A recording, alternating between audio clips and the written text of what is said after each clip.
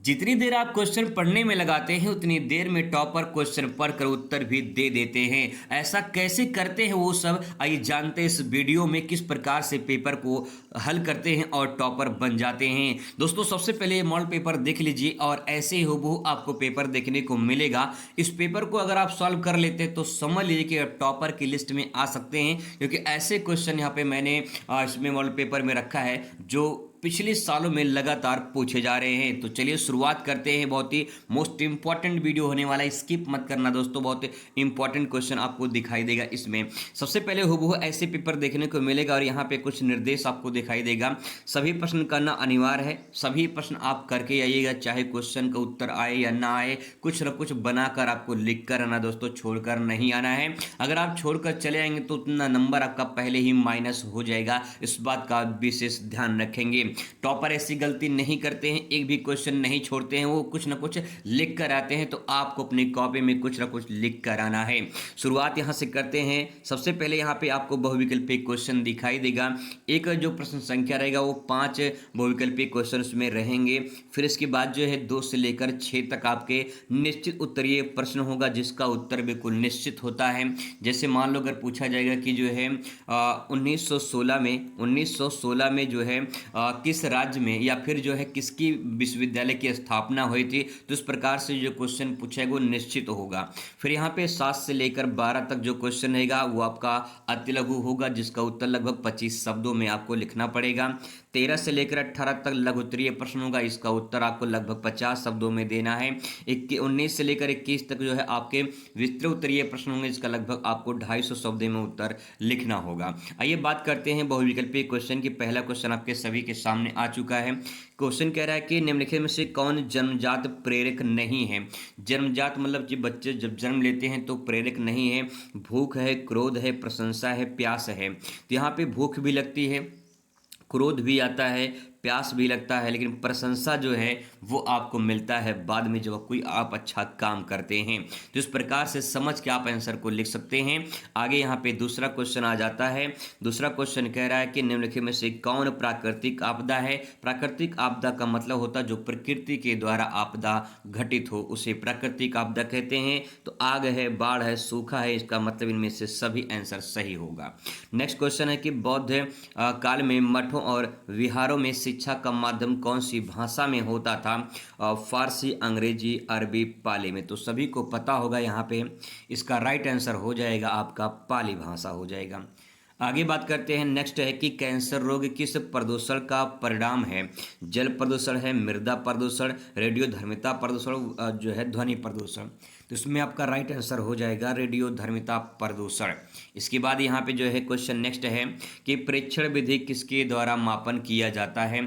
प्रेक्षण विधि मापन किया जाता है रुचि का, बुद्धि का, व्यक्तित्व का, उपलब्धि का। इसमें सही जवाब का हो जाएगा व्यक्तित्व का, इसमें परीक्षण मापन किया जाता है। तो ये टॉप 5 क्वेश्चन होंगे जो आपके पेपर में हूबहू ऐसे ही आ सकते हैं। बात करते हैं निश्चित उत्तरीय प्रश्न की। कुछ इस प्रकार से आपको निश्चित उत्तरीय प्रश्न देखने को मिलेंगे। 1 अंक आपको यहाँ से प्राप्त होंगे। 10 शब्दों में लगभग आपको उत्तर फिनिश कर देना है। कुछ इस प्रकार से क्वेश्चन पूछे जाएंगे, जैसे कि राष्ट्रीय ओपन स्कूल की स्थापना कब की गई थी। मुस्लिम काल में शिक्षा का प्रारंभ किस संस्कार से होता था। सीखने की कोई एक परिभाषा लिखिए। बुद्धि लब्धि का सूत्र लिखिए।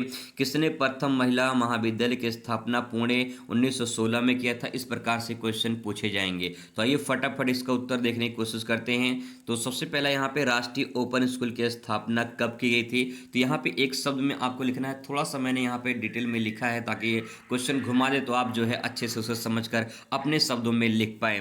राष्ट्रीय ओपन स्कूल जो है जिसे हम NIO के नाम से जानते हैं, ये 1989 में इसकी स्थापना की थी। 1989, ठीक है, 1989 में इसकी स्थापना की थी और इसका नाम बदलकर राष्ट्रीय मुक्त विश्वविद्यालय या विद्यालय शिक्षा संस्थान के नाम से कर दिया गया है। NIOS के नाम से कर दिया गया है। ठीक है, पहले NOS के नाम से था, बाद में इसका नाम बदल कर दिया गया है NIOS। ठीक है, तो यहाँ पे क्वेश्चन थोड़ा सा चेंज करके पूछ लेता है और उसमें लोग कंफ्यूज जाते हैं, इसलिए मैंने आपको डिटेल में इतना बताया है। आगे बात करते हैं। नेक्स्ट है कि मुस्लिम काल में शिक्षा का प्रारंभ किस संस्कार से होता था। तो इसको भी थोड़ा डिटेल में देखेंगे। मुस्लिम काल शिक्षा जो प्रारंभ होता है वो बिस्मिल्लाह संस्कार से होता था। यह संस्कार बच्चों के प्रारंभिक शिक्षा शुरू करने के लिए किया जाता था। तो जब आप कहीं निश्चित में उत्तीर्ण पूछेगा तो बस आप इतना लिखेंगे, बिस्मिल्लाह संस्कार, बस इतना लिखेंगे, ठीक है। लेकिन क्वेश्चन थोड़ा घुमा दे तो यहाँ पे आप समझने का प्रयास करेंगे, यहाँ पे प्रारंभिक शिक्षा शुरू करने के लिए इस संस्कार को जो है किया जाता था, ठीक है। आगे यहाँ पे एक क्वेश्चन कि सीखने की परिभाषा क्या है। सीखने की एक परिभाषा बताइए। तो यहाँ पे दो परिभाषा मैंने लिखा है, दोनों में से कोई एक आप यहाँ पे याद कर सकते हैं। जन्म से मृत्यु तक अधिगम करना ही सीखना कहलाता है। अधिगम का मतलब ही सीखना होता है। तो जब बच्चे जन्म लेते हैं, जन्म से लेकर मृत्यु तक इंसान सीखता ही सीखता है, तो उस प्रक्रिया को हम सीखना कहते हैं, अधिगम कहते हैं। क्वेश्चन चेंज कर देगा, आपसे पूछ लेगा अधिगम किसे कहते हैं या अधिगम को परिभाषित कीजिए, तो सीखने की प्रवृत्ति को अधिगम कहते हैं, ठीक है, सिंपल।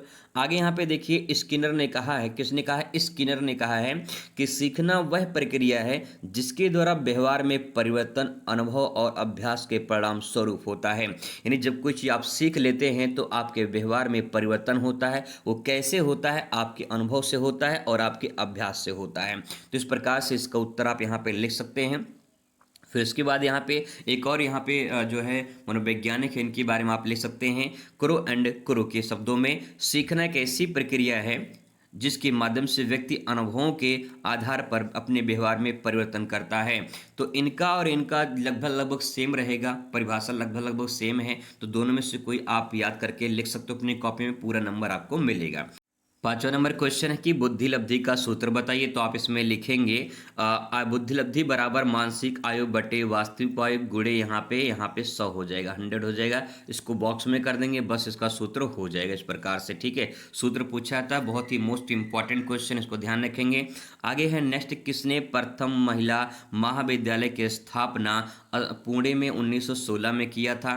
तो यहाँ पे जवाब होगा डी के कर्वे ने 1916 में पुणे में प्रथम महाविद्यालय की स्थापना की थी। यहाँ से 3 क्वेश्चन बनेगा। पहला कि पहला महाविद्यालय की स्थापना कहाँ हुआ था, पुणे में हुआ था। दूसरा कब हुआ था, 1916 में हुआ था। किसने किया था, डी कर्वे ने किया था। किसने, डी कर्वे ने। तो आप इसे दीदी कर्वे के नाम से याद कर सकते हैं, दीदी के कर्वे, ठीक है, दीदी के कर्वे, इस प्रकार से आप याद कर सकते हैं। तो यहाँ पे 3 क्वेश्चन बनेगा, तीनों अलग अलग तरीके से पूछा जा सकता है, तो इसलिए ध्यान रखेंगे तीनों एक साथ मैंने यहाँ पे समावेश कर दिया है, ठीक है। अब बात करेंगे यहाँ पे अति लघुत्तरीय प्रश्न की, जिसका उत्तर आप लिखेंगे तो 4 अंक आपको यहाँ से मिलेंगे। 25 शब्दों में लगभग उत्तर लिखना पड़ेगा, आधा पेज में पूरा आपको आंसर करना है, तब जाके पूरा नंबर मिलेगा, ठीक है। कुछ इस प्रकार से क्वेश्चन आपको देखने को मिलेंगे, जैसे कि मानसिक स्वास्थ्य का अर्थ को स्पष्ट कीजिए, उपलब्धि परीक्षण को संक्षेप में लिखिए, प्रेरणा के लक्षण क्या है, मानसिक स्वास्थ्य विज्ञान के मुख्य उद्देश्य बताइए, बुद्धि और ज्ञान में अंतर बताइए, सीखने के प्रभाव के नियम को स्पष्ट कीजिए। इस प्रकार से क्वेश्चन देखने को मिलेंगे। आइए फटाफट इनका उत्तर देखते हैं शॉर्ट में। सबसे पहले यहाँ पे मानसिक स्वास्थ्य का अर्थ यहाँ पे हेडिंग डाल देंगे और उसके बारे में लिखेंगे, मानसिक स्वास्थ्य व्यक्ति की भावनात्मक, मानसिक और सामाजिक कल्याण की स्थिति है जिसमें वह तनाव का सामना कर सके, प्रभावी ढंग से सोच सके, निर्णय ले सके और जीवन को चुनौतियों को संतुलित संभाल सके। तो यहाँ पे मानसिक स्वास्थ्य का मतलब अगर इसे अपने शब्दों में आपको लिखना है तो बस इतना आप समझिए कि जब आपका दिमाग, बुद्धि आपका स्वस्थ रहेगा तो आप कुछ भी सोच सकते हैं, सही गलत का फैसला ले सकते हैं, आपको लाइफ में करना क्या है उसका डिसीजन ले सकते हैं। तो ये जो आप काम कर रहे हो कैसे कर रहे हैं, जब आपका मानसिक यानी जब आपका बुद्धि स्वस्थ है, आप पूरी तरह से स्वस्थ हैं, ठीक है। तो इस प्रकार से अपने शब्दों में आप इसे लिख सकते हैं। आगे बात करते हैं, क्वेश्चन नेक्स्ट है कि उपलब्धि परीक्षण क्या होता है। तो यहाँ पे आप उपलब्धि परीक्षण हेडिंग डाल देंगे और इसके बारे में आप यहाँ पे लिखेंगे कि उपलब्धि परीक्षण वह परीक्षण है जो किसी व्यक्ति के विशिष्ट विषयों या कौशल में प्राप्त योग्यता को मापता है। इसे शैक्षिक परीक्षाओं में उपयोग किया जाता है, जैसे बोर्ड परीक्षा, प्रतियोगी परीक्षा, ये आपका उपलब्धि परीक्षण हो गया। यानी आपका जो है जब आप बोर्ड परीक्षा पूरा कंप्लीट हो जाएगा, जब आपका रिजल्ट आएगा तो फिर आपको उपलब्धि मिली, कैसे मिली, क्या मिला है, कितना रिजल्ट आया है, ये सब जो है आपके उपलब्धि परीक्षण को दर्शाता है, ठीक है। आगे हम बात करते हैं प्रेरणा के लक्षण क्या हैं। प्रेरणा यानी मोटिवेशन, अगर मोटिवेशन पूछ ले तब भी आंसर यही होगा, तो उसमें लिखेंगे प्रेरणा के बारे में, प्रेरणा एक आंतरिक शक्ति है जो व्यक्ति के कार्य करने के लिए प्रेरित करती है। अगर आपके अंदर से आवाज़ आ जाए कि मुझे पढ़ना है, मेरा पेपर है, मुझे पढ़ना है, तो आप पढ़ोगे। लेकिन अगर अंदर से आवाज़ नहीं आएगी, दिल से आवाज़ नहीं निकलेगा कि मुझे लाइफ में कुछ करना है, कुछ बनना है, कुछ बनकर दिखाना है दुनिया को, तो आप यहाँ पे आपके अंदर शक्ति पैदा होगी, एक एनर्जी आएगी और आप उससे काम करोगे। ठीक है, आगे इसमें है लक्ष्य की दिशा में प्रयास करना शामिल होता है। यानी जब आपके अंदर मोटिवेशन आता है तो आप लक्ष्य को हासिल कर लेते हैं और उसको जो है कोशिश करते हैं कि वो बहुत ही कम समय में, एक समय में, निश्चित समय में आपका वो लक्ष्य पूरा हो जाए।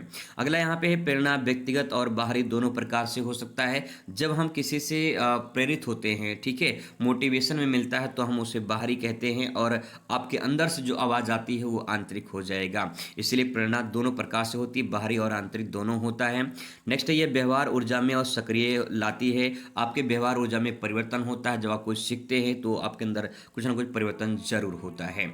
ठीक है, अगला प्रश्न यहाँ पे मानसिक स्वास्थ्य विज्ञान के मुख्य उद्देश्य बताइए। मानसिक स्वास्थ्य विज्ञान के बारे में आप यहाँ लिखेंगे, इसको पॉइंट वाइज आप यहाँ पे लिख देंगे कि व्यक्ति में तनाव और चिंता को कम करना। यानी आपका जो है मन यानी बुद्धि अगर आपका स्वस्थ है तो ऐसा ये संकेत देता है कि आपका चिंता कम हो सकती है उससे, और आपका तनाव जो है वो भी खत्म हो सकता है। तो इस प्रकार से मानसिक स्वास्थ्य विज्ञान का उद्देश्य हो जाएगा। दूसरा, भावनात्मक संतुलन बनाए रखता है। ठीक है, नेक्स्ट है आत्मा स्वीकृत और आत्मसम्मान को बढ़ाता है। चौथा पॉइंट, सामाजिक रूप से सकारात्मक संबंध को स्थापित करता है। मानसिक विकारों को पहचानना और उनका समाधान करना, ये सब मानसिक स्वास्थ्य विज्ञान के अंतर्गत आता है। तो अगर आप पूरी तरह से स्वस्थ हैं, मेंटल से फिट हैं, तो आप कोई भी आसानी से काम कर सकते हैं, सही गलत को पहचान कर सकते हैं, लाइफ में क्या करना है उसका डिसीजन ले सकते हैं। ये सब प्रक्रिया आप इसमें शामिल कर सकते हैं। ठीक है, आगे यहाँ पे बात करते हैं बुद्धि और ज्ञान में अंतर क्या होता है, बुद्धि क्या होती है और ज्ञान क्या होता है। तो आइए जानते हैं, बहुत सारे अंतर हैं यहाँ पे। तो इस प्रकार से चार्ट में समझने का प्रयास करेंगे। इसका उत्तर जो है आप ऐसे ही लिखेंगे डिवाइड करके, इस प्रकार से बढ़िया रहेगा, पूरा नंबर आपको मिलेगा। तो पहले बुद्धि के बारे में समझते हैं। बुद्धि क्या होता है? यह समस्याओं को हल करने की क्षमता होती है। यानी जो भी समस्या आपके लाइफ में आई है, अगर आप उसे हल कर लेते हैं तो उसे हम बुद्धि, इंटेलिजेंस कहते हैं।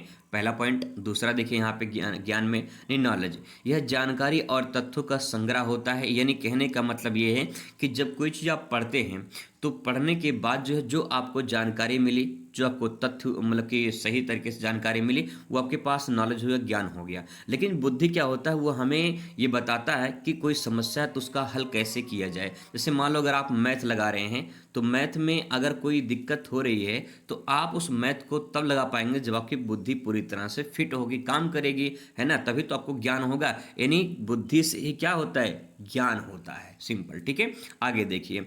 नेक्स्ट है बुद्धि जो होती है जन्मजात और मानसिक क्षमता होती है। बुद्धि जो होती है जन्मजात होती है, जैसा जैसा इंसान धीरे धीरे बच्चा विकसित होता है उसकी बुद्धि और डेवलप होती चली जाती है। ठीक है, नेक्स्ट जो ज्ञान होता है ये अनुभव और अध्ययन से अर्जित किया जाता है। सिंपल सी बात है, आप जितना अध्ययन करेंगे उतना ही आपको क्या होगा, ज्ञान होगा। ठीक है, नेक्स्ट है यह नवाचार और तर्क पर आधारित होती है। नवाचार करना होता है नई नई चीज सीखना। यानी बुद्धि क्या करती है, बच्चे, छोटे बच्चे क्या करते हैं, जैसे छोटे छोटे बच्चे होते हैं वो कुछ ना कुछ करते रहते हैं, कुछ ना कुछ करते रहते हैं, क्योंकि उनको इंटरेस्ट ये है क्या चीज़, तो उसको सीखने का प्रयत्न करते हैं। तो यहाँ पे नई नई चीज़ सीखना ये बुद्धि के द्वारा ही होता है, और यह याद रखने की, समझने के जो है संबंधित होता है। नहीं, आपका ज्ञान कितना है वो डिपेंड करता है कि आपको याद कितना है, और याद तब होगा जबकि बुद्धि आपकी अच्छी होगी। ठीक है, ठीक ठाक होगी, स्वस्थ होगी। आगे यहाँ पे उदाहरण के तौर पे ले सकते हैं, जैसे गणित के कठिन सवालों को हल करना, ये अपनी बुद्धि से आप कर सकते हैं। इतिहास के घटनाओं को जानना, उसके बारे में आप जान लेते हैं तो आपको ज्ञान हो जाता है। ठीक, इस प्रकार से बढ़िया से अंतर आप यहाँ पे लिख सकते हैं। फिर अगला क्वेश्चन आता है सीखने के प्रभाव के नियम बताइए। लॉ ऑफ इफेक्ट क्या होते हैं, सीखने के प्रभाव में लिखेंगे।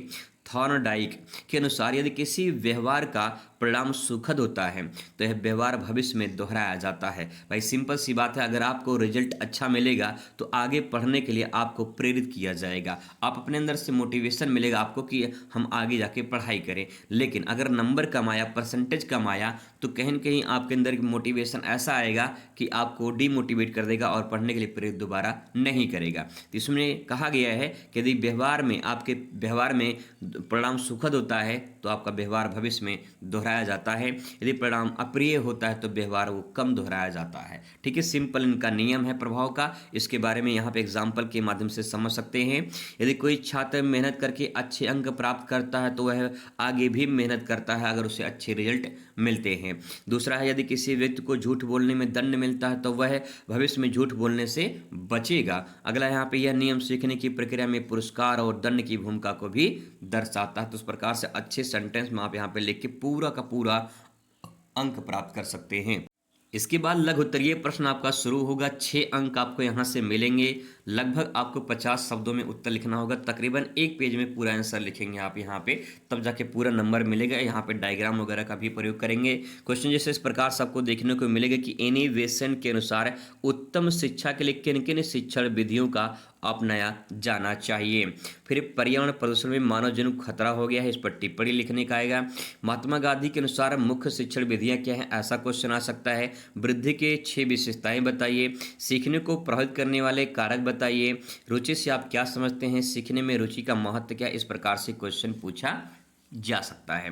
आइए बात करते हैं इसका उत्तर। यहाँ पे देखते हैं किस प्रकार से उत्तर लिखेंगे। तो यहाँ पे प्यारा सा हेडिंग डालेंगे, इन्हें बेसेंट के अनुसार उत्तम शिक्षा के लिए शिक्षण विधियाँ। इसमें से एक क्वेश्चन जरूर बनते हैं, this is most important question, इसको हाईलाइट कर लीजिए अच्छे से। एनी बेसेंट का शिक्षण विधि वाला क्वेश्चन पूछा जा सकता है। तो आप यहाँ पे एक फ्लो चार्ट बना सकते हो, आप इस प्रकार से एक डायग्राम बना सकते हो। डायग्राम बनाने के बाद जो है इसे अच्छे से प्रेजेंट करके फिर यहाँ पे आप व्याख्या करना। पूरा का पूरा 6 में 6 नंबर आपको मिलेगा। यहाँ से इसमें लिखेंगे, इनोवेशन का मानना था कि शिक्षा का उद्देश्य व्यक्ति के संपूर्ण विकास में सहायक होना चाहिए। उन्होंने निम्नलिखित शिक्षण विधियों पर जोर दिया है।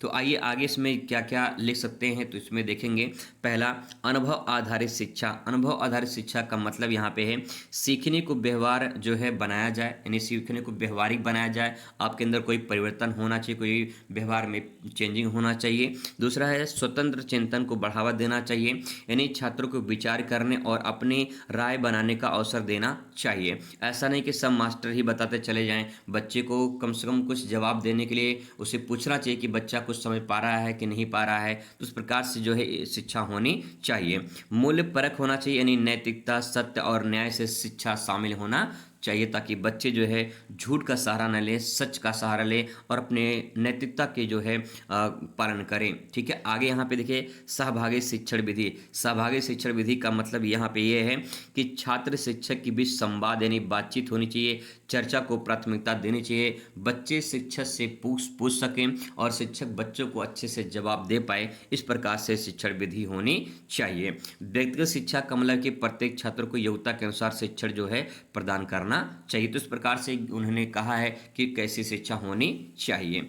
आगे क्वेश्चन यहाँ पे कि पर्यावरण प्रदूषण से मानव जीवन को खतरा हो गया है, किस प्रकार से खतरा हो गया है। तो आप इस पर टिप्पणी लिखेंगे इसमें कि आज के समय में पर्यावरण प्रदूषण एक गंभीर समस्या बन चुका है, न केवल प्रकृति बल्कि मानव जीवन के लिए खतरा बन गया है। वायु, जल, मृदा, ध्वनि प्रदूषण से स्वास्थ्य, कृषि, जलवायु और पारिस्थितिकी तंत्र नकारात्मक प्रभाव पड़ रहा है। तो किस प्रकार से समस्या उत्पन्न हो रही आप यहाँ पे देख सकते हैं। फिर यहाँ पे कुछ पॉइंट हैं जिसको आप लिख सकते हैं, जैसे कि वायु प्रदूषण से श्वसन रोग बढ़ रहे हैं, पहला पॉइंट। दूसरा है जल प्रदूषण से पीने योग्य पानी दूषित हो रहा है या कम हो रहा है। तीसरा, भूमि प्रदूषण से खाद्य पदार्थ प्रभावित हो रहे हैं। नेक्स्ट है जलवायु परिवर्तन से जो है प्राकृतिक जो आपदाएं हैं वो बढ़ रही हैं और मानव स्वास्थ्य जीवन पर गंभीर संकट उत्पन्न हो रहा है। तो इस प्रकार से आप इन सेंटेंस को अपने शब्दों में लिख सकते हैं। अगला क्वेश्चन है कि महात्मा गांधी के अनुसार शिक्षण विधियाँ कैसी होनी चाहिए। तो उनके अनुसार यहाँ पे लिखेंगे, महात्मा गांधी ने नई तालीम की अवधारणा दी है और निम्नलिखित शिक्षण विधियाँ पर आधारित उनकी शिक्षा है। तो यहाँ पे देखेंगे कौन कौन सी शिक्षा उन्होंने बताया है। श्रम आधारित शिक्षा होनी चाहिए, यानी हस्तशिल्प, कृषि, कुटीर उद्योग से शिक्षा का हिस्सा बनाना चाहिए। यानी आप ऐसा पढ़ाई करो कि भविष्य में जो है आपको जो है कोई जॉब मिल जाए, कोई रोजगार मिल जाए, है ना। तो आप अगर ITI करना चाहते हैं तो CV विकल ITI गुरु यूट्यूब चैनल को आप सब्सक्राइब कर सकते हैं, देख सकते हैं। वहाँ पे 100% आपको पूरी जानकारी मिलती है। तो आप CV विकल ITI गुरु यूट्यूब चैनल को एक बार विजिट करिए, वहाँ पे सारी सही सटीक इन्फॉर्मेशन दी जाती है। आइए बात करते हैं यहाँ पे अगले पॉइंट पर, मातृभाषा में शिक्षा। तो यहाँ पे बच्चों की उनकी मातृभाषा में पढ़ाना, ताकि वो जो है बेहतर से अच्छे से समझ पाएँ। उनको जो लोकल लैंग्वेज होते हैं उसमें समझाना चाहिए, जैसे खान सर समझाते हैं उसी टाइप का। ठीक है, नेक्स्ट है यहाँ पे अनुभवजन्य शिक्षण। अनुभवजन्य शिक्षण का मतलब यहाँ पे सैद्धांतिक ज्ञान के बजाय व्यवहारिक ज्ञान पर जोर देना चाहिए। यानी हमें थ्योरेटिकल ज़्यादा नहीं बल्कि प्रैक्टिकल नॉलेज ज़्यादा देना चाहिए, जिससे बच्चे आसानी से सीख पाएँ, समझ पाएँ। अगला पॉइंट यहाँ पे सामूहिक शिक्षा। इसमें आप लिख सकते हैं कि सामाजिक और नैतिक मूल्यों को बढ़ावा देना, ये हो जाएगा इसमें। स्वावलंबी शिक्षा पांचवा पॉइंट है इसमें। छात्र अपने श्रम से अपने शिक्षण संस्थानों का संचालन करें। तो इस प्रकार से आप यहाँ पे लिख सकते हैं। तो यहाँ पे एक क्वेश्चन अगला आ जाता है, वृद्धि की 6 विशेषताएं बताइए। तो वृद्धि क्या होती है इसके बारे में लिखेंगे। कर्मिक प्रक्रिया, वृद्धि क्या होती है? कर्मिक प्रक्रिया होती है। वृद्धि धीरे धीरे होती है, एक साथ नहीं होती है। जैसे आपकी जो लंबाई बढ़ती है वो धीरे धीरे होती है, आपकी उम्र बढ़ती है धीरे धीरे होती है, एक साथ कोई चीज़ नहीं बढ़ता है। तो यहाँ पे जो वृद्धि होती है कर्मिक प्रक्रिया होती है, मतलब धीरे धीरे धीरे धीरे चलती रहती है। आगे है नेक्स्ट पॉइंट, यहाँ पे उतार चढ़ाव भी देखने को मिलते हैं। जैसे कि वृद्धि हमेशा एक समान नहीं होती, कभी तेज होती है तो कभी धीमी होती है। जैसे मान लो कोई ज़्यादा मोटा हो जाए, ठीक है, फिर कोई ज़्यादा पतला हो जाए, तो इस प्रकार से यहाँ पे आप कह सकते हैं उतार चढ़ाव देखने को मिलता रहता है। नेक्स्ट है व्यक्तिगत भिन्नता, यानी हर व्यक्ति की वृद्धि दर अलग अलग होती है। किसी की जो है बुद्धि बहुत तेज से डेवलप हो जाती है, किसी की धीरे धीरे होती है। इस प्रकार से यहाँ पे ले सकते हैं। आनुवंशिकता और वातावरण का प्रभाव भी देखने को मिलता है वृद्धि पर। वृद्धि जैविक और पर्यावरण दोनों कारकों पर निर्भर करती है, क्योंकि जैसा वातावरण होता है वैसे लोग वृद्धि करते हैं। अगला पॉइंट यहाँ पे है संगठित विकास, यानी शरीर और मानसिक विकास आपस में जुड़े होते हैं, इसलिए संगठित विकास करना चाहिए। विशिष्ट क्रम में क्या लिखेंगे इसमें कि वृद्धि हमेशा एक निश्चित क्रम में होती है, जैसे कि पहले सिर का विकास होता है, फिर धड़ का, फिर अंगों का। इस प्रकार से यहाँ पे क्रमिक विकास के बारे में बताया गया है। इसके बाद यहाँ पे अगला क्वेश्चन आता है, सीखने की प्रक्रिया को प्रभावित करने वाले कारकों का विवेचना कीजिए। कौन कौन से कारक है, कारक मतलब कारण कौन कौन से हैं जिससे सीखने में प्रभावित होता है। तो यहाँ पे पहला है बुद्धि स्तर। हर इंसान की बुद्धि अलग अलग होती है, तो जाहिर सी बात है अलग अलग इंसान सीखेंगे। अधिक बुद्धिमान व्यक्ति जल्दी सीखते हैं, पहला पॉइंट। दूसरा देखिए रुचि और अभिरुचि, इसमें लिखेंगे व्यक्ति उन चीज़ों को जल्दी सीखता है जिसमें उसको क्या होती है, रुचि होती है। जिसमें रुचि नहीं होती है उसको जल्दी नहीं सीखते हैं। नेक्स्ट है मानसिक या फिर मनोवैज्ञानिक स्थिति, इसमें तनाव, चिंता, आत्मविश्वास सीखने के लिए प्रभावित करते हैं। ठीक है, अगला पॉइंट है पर्यावरणीय परिस्थितियाँ, यानी अनुकूल वातावरण सीखने का आसान बनाता है। अच्छा वातावरण रहेगा तो सीखने का मन करेगा। जैसे पतझड़ का जब मौसम होता है, ना तो पढ़ने का मन करता है ना तो कहीं कुछ करने का मन करता है, बस खाली खाए पी के सो। ठीक है, ये होता है। आगे है शिक्षण विधि। शिक्षण विधि में प्रभावी शिक्षण तकनीकी से सीखने की गति को तेज किया जा सकता है। अभ्यास और पुनरावृत्ति में लिखेंगे बार बार दोहराने से सीखने की क्षमता क्या होती है, वो बढ़ जाती है। ठीक है, आगे यहाँ पे देखिए रुचि और सीखने में रुचि का महत्व क्या है। तो रुचि का सीखने में क्या महत्व है इसके बारे में आपको लिखना है। तो पहले यहाँ पे रुचि के बारे में थोड़ा सा लिखेंगे। यहाँ पे रुचि किसी लड़की का नाम नहीं है, बल्कि यहाँ पे इंटरेस्ट की बात हो रही है। तो इसमें लिखेंगे रुचि किसी कार्य या विषय में स्वाभाविक झुकाव और आनंद की भावना को दर्शाती है। यह व्यक्ति के उस कार्य को संलग्न रहने और गहराई से सीखने के प्रेरित करती है। तो जो रुचि होती है ये काफ़ी इंटरेस्टिंग है, और अगर रुचि नहीं होगा तो शायद जो है आपका मन नहीं लगेगा पढ़ने में, है कि नहीं। तो रुचि होना चाहिए, इसीलिए ध्यान रखना कि रुचि जितना ज़्यादा होगी उतना ज़्यादा आपको पढ़ने में मन लगेगा। आगे देखिए नेक्स्ट इसमें है रुचि जो है वो कैसे सीखने में मदद करती है, इसका क्या महत्व, इसके बारे में लिखेंगे। सक्रिय भागीदारी होती है, जैसे कि रुचि होने पर छात्र ध्यान देते हैं और उत्साह के साथ जो है सीखते हैं।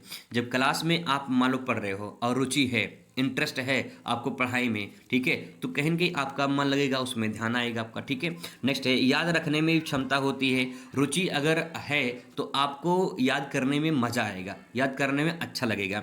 तो रुचिकर जो विषय हो तो लंबे समय तक आप उसे याद कर सकते हैं। रचनात्मक विकास, रचनात्मक विकास का मतलब है कि रुचि से व्यक्ति नए विचार आते हैं। अगर आपके अंदर रुचि है, ठीक है, रुचि है तो आपके अंदर नए नए विचार आते हैं और समाधान भी आप खोजते हैं अगर कोई समस्या आ जाती है तो। नेक्स्ट इसमें लिख सकते हैं उच्च प्रेरणा। उच्च प्रेरणा का मतलब क्या होता है? जब व्यक्ति किसी विषय में रुचि लेता है तो वह स्वयं सीखने का पहल करता है, यानी आपको मोटिवेशन मिलता है। ठीक है। नेक्स्ट है आत्मनिर्भरता, यानी रुचि के कारण व्यक्ति आत्मशिक्षा और जो है उसकी ओर बढ़ता है। तो यहाँ पे कह सकते हैं कि रुचि अगर आपके अंदर है, इंटरेस्ट है, तो आपके अंदर आत्मशिक्षा बढ़ेगी, आप खुद पढ़ सकते हैं, खुद सीख सकते हैं।